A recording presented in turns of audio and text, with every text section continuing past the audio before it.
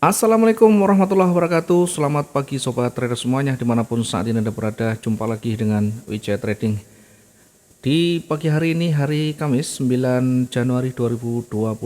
Kita akan kembali memetakan untuk satu hari ke depan di beberapa pair utama. Pertama nanti kita akan awali dengan memetakan di XAU USD. Kemudian di pair lain baru kita akan menyusulkan ya, karena kita fokus utama kita di XAU, maka yang pertama kita akan analisa adalah di emas.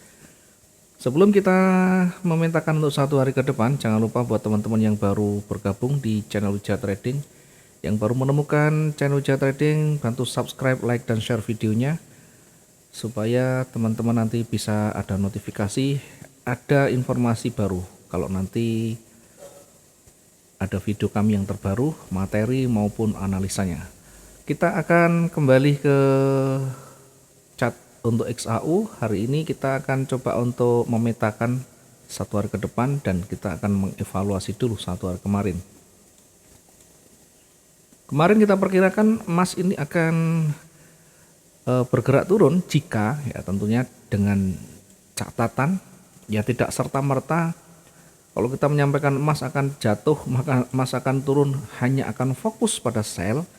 Tentu salah besar di sana. Kita hanya memetakan ini untuk tentunya bisa membaca di kedua arah dengan simulasinya, dengan aspek-aspek yang akan kita jadikan dasar untuk menempatkan entry-nya. Yang pertama kita perkirakan arah ini akan bergerak turun jika dia melewati lingkaran warna oranye yang kita tandai ya. Jadi jangan sepotong-sepotong ketika kita memahami. Meskipun pada gambarnya kita arahkan ke bawah, bukan berarti kita hanya menunggu dengan selnya saja, kita punya posisi kemudian kita biarkan dengan pergerakan yang berlawanan arah ya. Tentu cara-cara seperti itu tidak sehat dan tidak akan bisa survive ya. Kita tidak pernah mengajari analisa itu harus valid, analisa itu harus tepat dan sesuai dengan yang kita rencanakan. Tetapi kita lebih jauh selalu menyampaikan bahwa di setiap pergerakan pasar itu selalu ada sentimen. Di pasar itu selalu akan terbentuk pola baru. Nah, itulah pentingnya kita adaptif ya, menyesuaikan dengan kondisi real time-nya. Ketika yang kita analisakan sudah berbeda, sudah ada pola yang baru yang itu bisa mempengaruhi, tentunya kita harus buru-buru menyesuaikan diri ya, kemana arah angin akan berjalan lagi, kemana arah tren ini akan lebih mendominasi lagi. Nah, kebetulan di bawah itu kita tandai dengan area orange dan tanda garis warna kuning ya. Orange juga ya, tapi agak kuning ini. Ini tentu untuk menguji kekuatan bearish. Kalau dia nanti bergerak turun, maka kita uji di situ kira-kira seperti apa.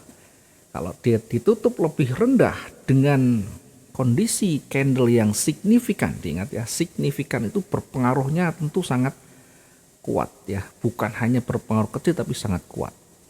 Dasarnya apa? Ya tentu histori nanti kita lihat. Berapa ukuran candle itu tidak menjadi patokan, karena nanti yang menjadi patokan tentunya secara kumulatif ya, secara keseluruhan bagaimana kita men-set up di historinya. Bagaimana kita cara membaca dari struktur yang ada. Nah, di sinilah kita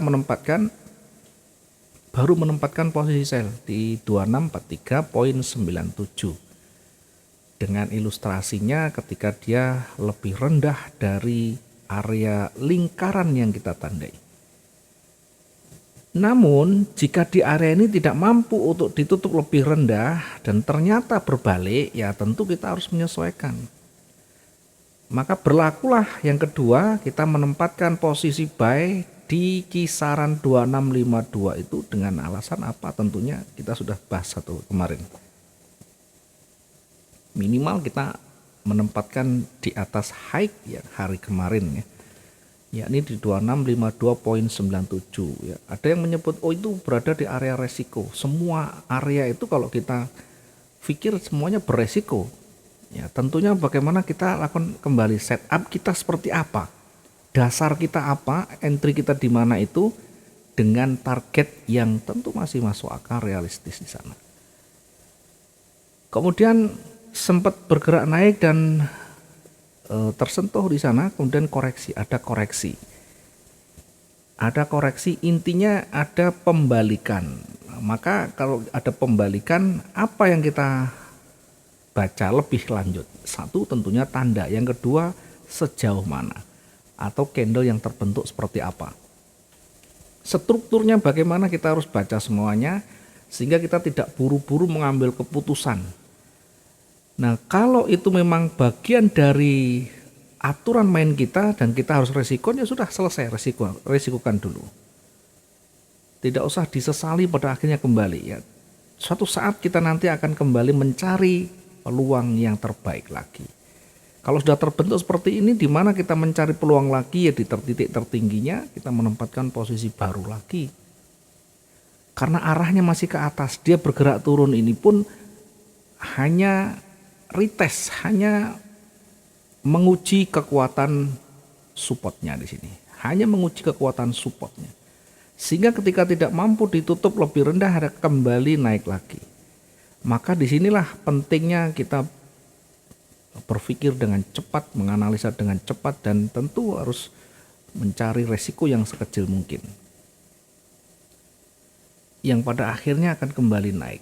Kita perkirakan berada di maksimum itu di 2675 maksimum, ternyata hanya mendekati saja.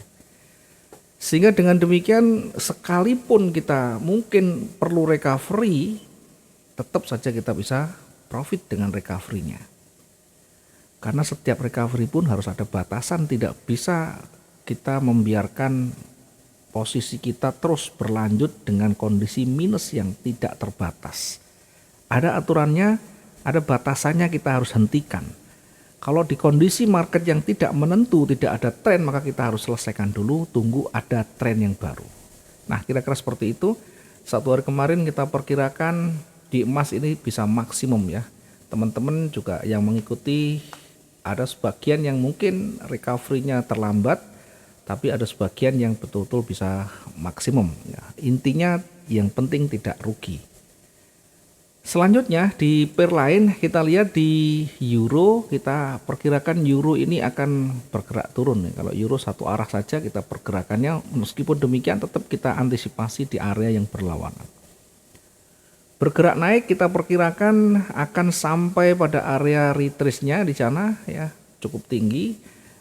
Namun demikian ternyata tidak sampai di puncak itu, dia sudah mulai turun ya. Posisi buy juga aman, kemudian sell-nya yang kena. Satu arah saja tidak ada perlawanan signifikan, bahkan dua target terlewati dengan baik.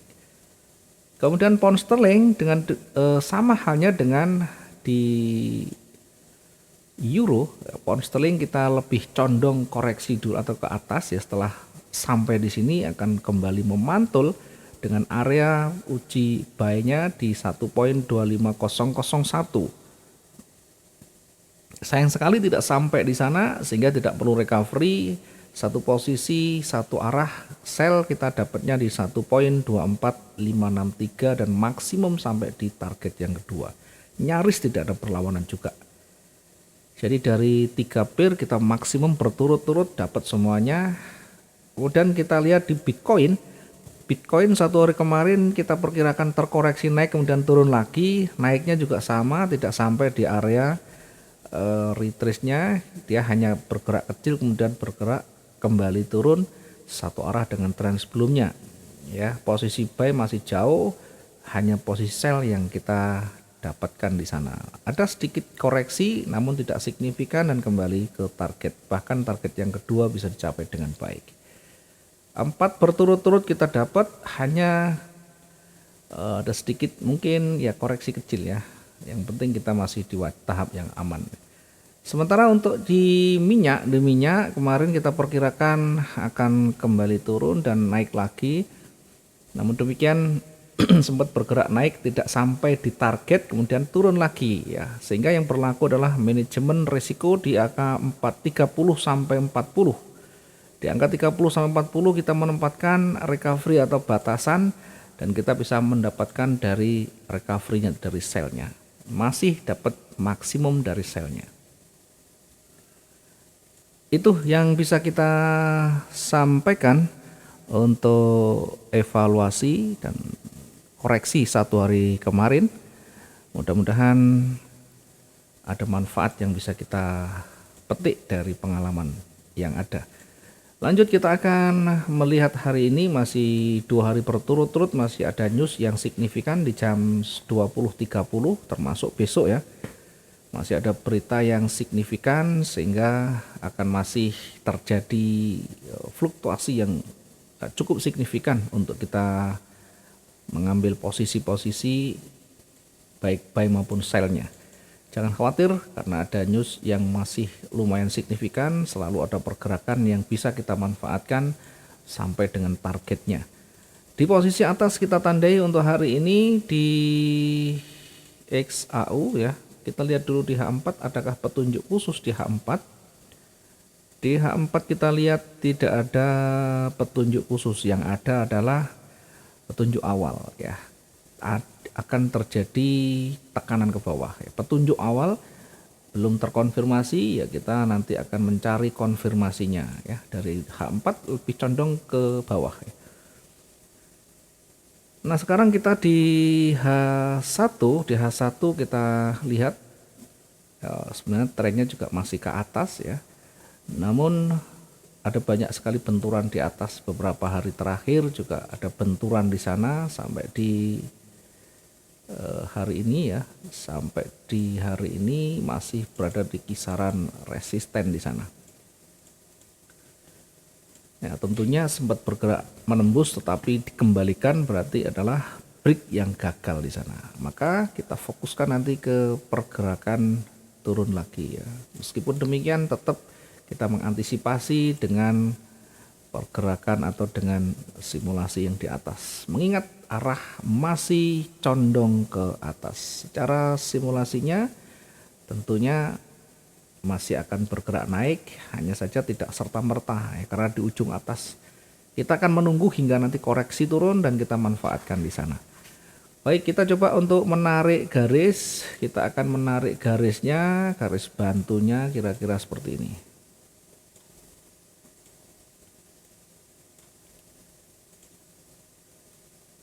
Oke, sampai di sana kemudian akan mulai bergerak turun ya. Masih berada di wilayah kecenderungan turun ya. Naik masih berada di wilayah tren naik ya, tetapi yang terdekat sudah mulai terindikasi bearish ya. Sehingga kita akan manfaatkan ini untuk bearishnya hingga kira-kira nanti seperti ini ya. Kemudian akan retest, kemudian akan balik lagi jika tidak mampu melewati resistennya. Simulasi pertama kita lakukan seperti ini sehingga kita menempatkan posisi sell-nya di jangan terlalu jauh karena daily range-nya juga pendek-pendek saja. Kita cukup menempatkan posisi sell-nya di 2654. 2654.70. 2654.70 untuk posisi buy-nya, kemudian targetnya kita tempatkan di banyak rejeksinya di sana. Nah, kita menempatkan yang tentu masih masuk akal dan perhitungan kita masih cukup ya, jangan terlalu banyak. Oke, kita mengambil di 2647 sekitar 7 poinan. 6 atau 7 poin masih sangat cukup sekali ya. Selanjutnya kita tempatkan untuk target selanjutnya berada di 2640 ya. 2640 itu sekitar 7 poin, 6 poin, 7 poin sekian ya. Kemudian untuk area jenuhnya kita masih akan setarakan dengan kondisi-kondisi yang masih sama, sehingga kira-kira titik jenuh nanti maksimum ya, kita akan perkirakan ya di sinilah, karena ada news yang cukup berdampak juga, kita perkirakan nanti sampai di 26 kalau dia bergerak turun. Sementara untuk posisi di atas, sekarang kita simulasikan dulu untuk posisi di atas. Tadi kita tandai dulu biar tidak lupa nanti untuk targetnya di 2647.55. Selanjutnya kita tempatkan yang kedua jika masih ada momentum yang sangat kuat dengan target 2639.89. Sementara untuk di 2626 sebagai area jenuhnya. Jenuh jual di 2626 poin sekian. Oke, sekarang kita lihat nanti kalau dia kembali menembus area resisten lagi, kita akan menempatkan posisi buy di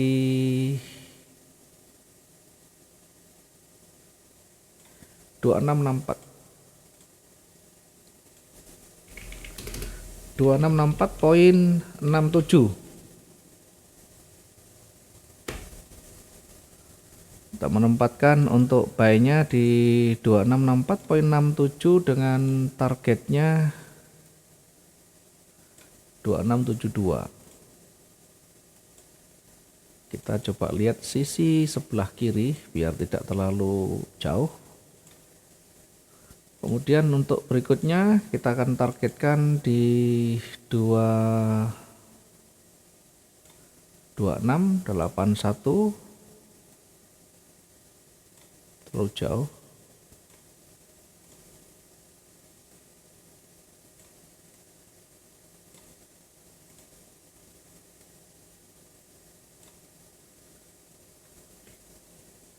Kemudian untuk area jenuh beli di 2690. Oke, kita akan mulai menempatkan untuk target yang pertama di 2672.66. 2672.66. Kemudian target yang kedua kita tempatkan di 2680. 2680.82. Dan selanjutnya kita akan tempatkan untuk area jenuh berada di 2690. 2690.0 sekian ya. Kita tandai aja seperti ini. Dengan simulasinya ketika dia break akan sampai di target 1 atau target kedua itu, kemudian akan kembali terkoreksi, dan kalau dia tidak bisa break dari supportnya akan kembali naik ya, seperti ini. Untuk area jenuh kita tandai dengan warna merah seperti biasa biar nanti ada pembeda, biar kita lebih berhati-hati di area-area ini ya. Ini area jenuh beli, kemudian area jenuh jual. Oke, ini yang bisa kita sampaikan dulu untuk di satu pasangan XAUUSD. Mudah-mudahan ada manfaat dan bisa maksimum hari ini. Terima kasih, selamat pagi, assalamualaikum warahmatullahi wabarakatuh, salam profit 2 arah.